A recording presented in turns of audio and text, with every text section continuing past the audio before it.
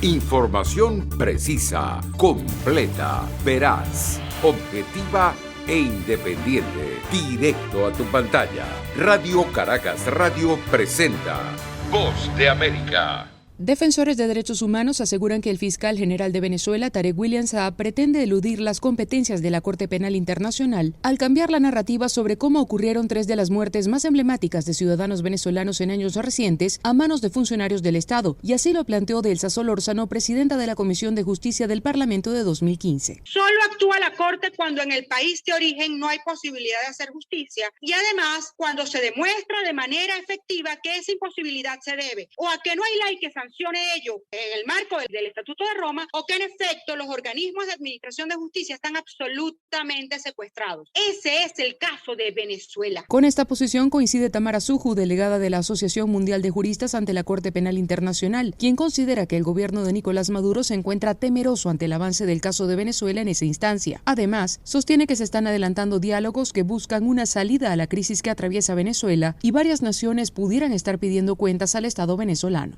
Las investigaciones sobre los altos responsables de los crímenes ahí denunciados que se están llevando a cabo en ese examen preliminar, que se están estudiando, están libres y están todos en sus cargos. En varias ocasiones, activistas de derechos humanos y la oposición venezolana denunciaron que el concejal Fernando Albán y el capitán Rafael Acosta Arévalo fueron torturados y posteriormente asesinados por funcionarios del Estado. En 2018, Saab aseguró que Albán se suicidó en una de las sedes de los organismos de inteligencia donde estaba detenido. Sin embargo, el fin de semana admitió que los funcionarios implicados fueron imputados por homicidio culposo y que en el caso de Acosta se cometieron torturas. Carolina Alcalde, Voz de América, Caracas. El Laboratorio Nacional de Virología de Honduras remitió más de un centenar de muestras bajo la sospecha de que podrían ser las variantes del COVID-19, que corresponderían a las denominadas brasileña, británica y sudafricana, y que estarían circulando en el país. Las muestras fueron enviadas al Instituto de Salud Osvaldo Rojas en Brasil y se espera que las pruebas científicas puedan confirmar los resultados preliminares. Según fuentes del Laboratorio Nacional de Virología, algunas de las pruebas enviadas SARS-CoV-2, 33 resultaron positivas a la detección preliminar de alguna variante, luego de la realización de pruebas de tamizaje aplicadas en al menos 5 departamentos del país. Carla Pavón, coordinadora de la Unidad de Vigilancia de la Salud, explicó que por ahora solo son sospechas y que se desconoce el tipo de variante que serían. Pero que tenemos una nueva variante diferente a la que estaba circulando en Honduras, sí, eso está oficialmente. La Organización Mundial de la Salud ha clasificado 3 variantes del SARS-CoV-2, que fueron identificadas en el Reino Unido, Sudáfrica y Brasil.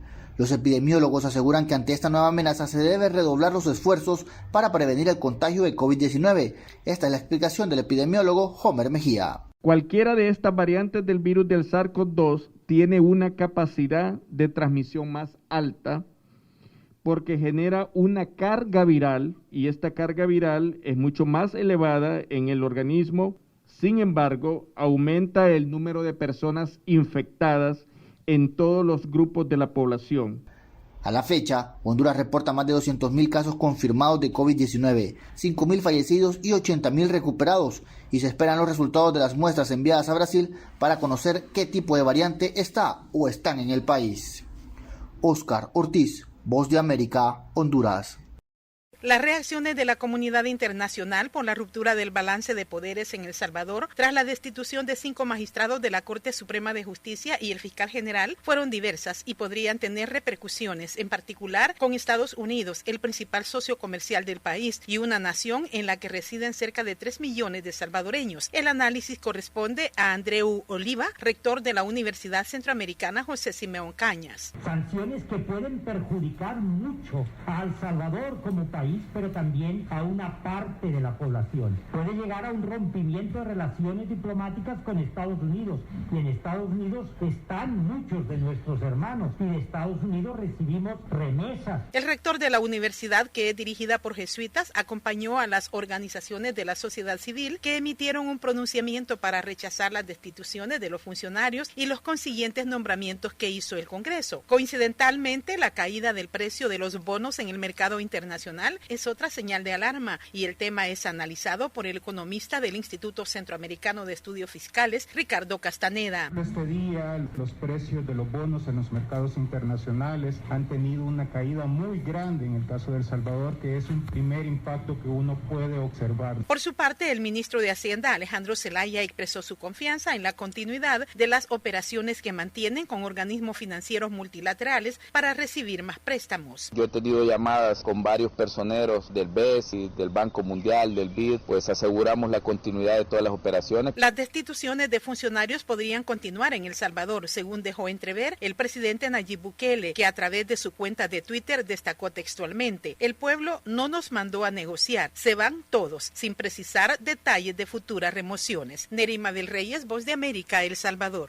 El anuncio de la empresa nicaragüense de electricidad sobre la llegada al país de las primeras turbinas y equipos electromecánicos de la empresa estadounidense New Fortress Energy para construir una planta con gas natural licuado que produzca 300 megavatios de electricidad, un proyecto con costo aproximado a los $700 millones, despertó suspicacia entre expertos del sector y ambientalistas que se preguntan por qué el gobierno de Nicaragua promueve un megaproyecto que no se corresponde a las necesidades del país. Salvador Mansell, ministro de Energía y Minas, dijo a medios oficiales que el proyecto permitirá darle estabilidad a todo el sistema eléctrico. El 50% de la energía que consume nuestro país y va a poder ser abastecida con esta planta. Sin embargo, Víctor Campos, presidente del Centro Humboldt, explicó a La Voz de América que en este momento Nicaragua ya tiene cubierta su demanda máxima de electricidad y cerca de un 25% de la potencia en reserva. ¿Qué es lo que va a ocurrir? ¿La van a tener apagada? Va a haber que pagar potencia por ella. ¿La van a poner a trabajar? Hay que tener que sacar a otra.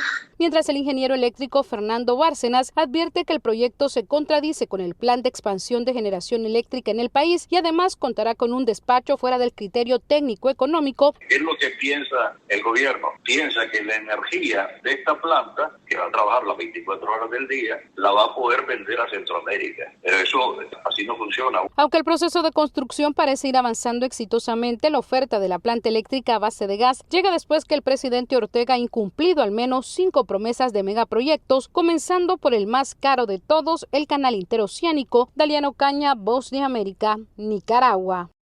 En el marco del Día Mundial de la Libertad de Prensa, representantes de organizaciones no gubernamentales consideran que el panorama en México es precario, preocupante y desalentador. Leopoldo Maldonado Gutiérrez, director regional de la Oficina para México y Centroamérica de Artículo 19, señaló que el periodismo mexicano enfrenta una espiral de violencia ascendente desde hace 15 años, cuando se declaró la llamada guerra contra el narcotráfico. Detalló que el 2020 se ha documentado como el año más violento, con 692 agresiones contra la prensa, es decir, una cada 13 horas. Alertó que la situación empeora con el discurso estigmatizante desde el poder público, que empieza por el propio presidente Andrés Manuel López Obrador, quien en sus conferencias cotidianamente emite descalificaciones contra la prensa, y todo este conjunto afecta a la sociedad en su derecho a la información. Se afecta la dimensión social del derecho a la información, que es el derecho que tiene toda la sociedad de recibir información. Advirtió que la violencia relacionada con el crimen ha provocado que comunicadores se silencien para proteger sus vidas, una especie de autocensura. Nos llama la atención que, por ejemplo, el registro de agresiones en Tamaulipas ha sido relativamente poco en los últimos años, pero precisamente porque ahí se ha impuesto lo que se llama una zona de silencio. Ante la violencia desatada, esta violencia brutal ejercida contra periodistas, pues más bien lo que han logrado es imponer silencio. Y entonces también ya es una medida de autoprotección que han ido ejerciendo periodistas en Tamaulipas o en Zacatecas, por ejemplo, ¿no? O en Colima. Perla Reséndez, de las pocas periodistas en Tamaulipas que dan cobertura a temas relacionados con el crimen organizado, dijo que ante la falta de protección por parte de las autoridades, los comunicadores se han organizado para establecer sus propios protocolos. Por ejemplo, no acudir solos a zonas de riesgo, utilizar correos electrónicos encriptados y evitar publicar información familiar en redes sociales. Detalló que ante el peligro cada vez son menos los comunicadores que abordan estos asuntos. No sé, del 100% de lo mejor de reporteros que pueda haber en Tamaulipas, yo creo que menos del 10% tocamos los temas de inseguridad, donde tienes que poner el nombre del grupo y cómo cómo se ramifica y quiénes son los líderes. Omar Hernández, periodista de Zacatecas, otra de las entidades con mayores niveles de violencia, señaló que la capacidad informativa se ve limitada porque sabes que algunos temas deben tocarse con cuidado, ya que sobre todo en los estados, bandas de criminales tienen bien ubicados a los comunicadores y en ocasiones utilizan a los medios para enviar mensajes a grupos antagónicos. Te obligan a publicarlo, ¿no? Como si fueras una especie de intermediario o una especie de vocero. Este 3 de mayo no hubo mensaje especial por parte del Gobierno de México ni del presidente López Obrador, que asegura no ejerce la censura y la libertad de prensa es plena. Sara Pablo, Voz de América, Ciudad de México. Esta es la Voz de América y empezamos a informar. El presidente Joe Biden anunció que la cifra de 62.500 refugiados que había anticipado a principios de este año será la que mantendrá, respondiendo así a las críticas que surgieron incluso desde su mismo partido cuando decidió mantener los 15.000 que heredó del gobierno del expresidente Donald Trump. De esta forma, el mandatario revirtió su posición apenas a 2 semanas del anuncio que realizó y a través de un comunicado emitido desde la Casa Blanca dijo que su medida, abrimos comillas, borra el número históricamente bajo establecido por el gobierno anterior de 15.000, que no reflejaba los valores de Estados Unidos como un país que acoge y apoya a los refugiados, remarcó. Más adelante en el documento, el mandatario reconoció que era importante tomar esta acción para eliminar cualquier duda persistente en las mentes de los refugiados de todo el mundo que han sufrido tanto y que están esperando ansiosamente que sus nuevas vidas comiencen. El presidente Biden había asumido el compromiso de incrementar el programa apenas juró al cargo en enero de este año, pero semanas después y a la par de las declaraciones de funcionarios de su gobierno como el secretario de Estado Antony Blinken, que admitían que la cifra sería casi imposible de alcanzar este año, optó por mantener el límite inferior en el marco de un creciente número de migrantes que cruzan la frontera sur de Estados Unidos con México. El cambio de decisión del presidente Biden provocó la molestia de los defensores de los refugiados y de algunos legisladores demócratas, que obviamente habían sido duros críticos de Donald Trump cuando, en forma constante, redujo el tamaño del programa de refugiados. Yoconda Tapia, Voz de América, Washington. Esta semana se continuará hablando de la libertad de prensa, cuyo Día Mundial se celebró el 3 de mayo y coincidencialmente con esa fecha, y como todos los años desde 1991, la organización Reporteros Sin Fronteras publica la clasificación mundial por países y el estado que la libertad de prensa tiene en cada uno de ellos. Alfonso Armada es el presidente de Reporteros Sin Fronteras filial España y en un programa especial de Radio 5 de España realizó el balance de esta situación en un ranking de 180 países. Bueno, siguen siendo los países escandinavos año tras año, donde la libertad de prensa, el respeto a los periodistas, el pluralismo y el prestigio de la prensa prevalecen. Es importante destacar la situación que tiene Portugal, y Nueva Zelanda y Costa Rica, que ocupa el 5º puesto. Y en la cola de la clasificación, tristemente, pues países como China, Eritrea, Cuba. Según el estudio, México, El Salvador, Nicaragua, Colombia, Venezuela o Bolivia son donde los periodistas se encuentran en una situación difícil e incluso muy grave, mientras que en Perú, Chile o Argentina el ejercicio del periodismo se considera problemático. Y en medio de todo esto, la profesión de periodista se considera de alto riesgo, no solo en América Latina, sino en casi todo el mundo, como lo destaca el reportero estadounidense Alex Lurie, cuya experiencia alcanza coberturas en varios sitios de conflicto y guerra en el mundo. Lo que es un poco irónico es que después de trabajar en Irak, Irán, Turquía y Siria, la única vez que me arrestaron fue mientras hacía trabajo periodístico a poca distancia de mi casa en Washington, D.C. Y eso fue frente a la Casa Blanca. Lo que hacen las fuerzas del orden público en estas situaciones de protesta es que cuando van a hacer arrestos, generalmente antes de las confrontaciones físicas, simplemente bloquean las calles y bloquean todo, y quien esté en esa caja lo arrestarán. Alex cuenta cómo, a pesar de tener su identificación como periodista, fue detenido detenido y a los pocos minutos fue liberado, pero debió contratar un abogado para poder recuperar sus pertenencias que incluían su cámara y algunas tarjetas de crédito. Asimismo, en el informe presentado por Reporteros Sin Fronteras se habla del fenómeno de las fake news, que son noticias falsas que se viralizan con facilidad en la red y que se han convertido en un ataque a la libertad de prensa. Hablamos del tema con el periodista Demna Debdariani, corresponsal del canal Telemidi de Georgia en Washington, D.C., y se refiere a este fenómeno. Creo que algunos personajes en países como Rusia, China, Irán o Corea del Norte usan esto como un arma para subestimar la democracia. Es un problema significativo que desarrolla la democracia a nivel mundial y necesita ser observado a niveles más altos de los que están ahora. Por ejemplo, la Unión Europea falló en controlar la desinformación que Rusia ocasionó en Europa, o el famoso caso de Rusia cuando usaron Cambridge Analytica para interferir en la política de Estados Unidos. Yo pienso que esto seguirá siendo un problema a futuro. El ejercicio periodístico y la libertad de prensa son a menudo motivo de riesgo para la integridad física de los profesionales del rubro, y en los últimos meses se ha incrementado debido a la pandemia del COVID-19, con situaciones que plantean nuevos retos y que han sido aprovechados por quienes buscan conculcar el derecho a informar y ser informados. Héctor Contreras, Voz de América, Washington. Los cambios en la población de Estados Unidos registrados en el Censo Nacional de 2020 están provocando una importante reorganización del número de miembros del Congreso en Washington, D.C., que tendrán algunos estados, en un proceso de alto impacto político denominado reapportionment, en inglés, es decir, redistribución en la representación en el Congreso.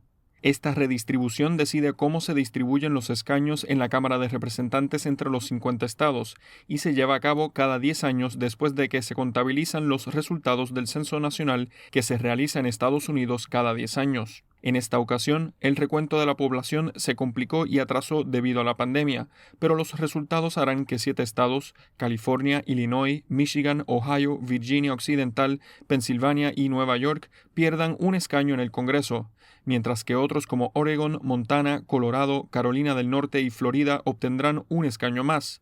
En tanto, Texas ganó 2 escaños más. La redistribución de distritos tiene reglas, algunas de ellas para evitar algo que se llama gerrymandering, que es cuando se trazan las líneas de los distritos electorales para beneficiar a un partido político en particular. Jacob Rubashkin es reportero y analista de Inside Elections, una página web de análisis político no partidista, y aclara cómo deben ser los distritos. Los distritos deben ser contiguos. No se puede hacer que un distrito comience en un lugar y ser interrumpido y luego reaparecer mágicamente en el otro lado del estado. También hay consideraciones de la Ley Federal de Derechos Electorales. Los distritos deben proporcionar la oportunidad que tienen las poblaciones minoritarias de representar, de ser representadas por alguien de su propia comunidad.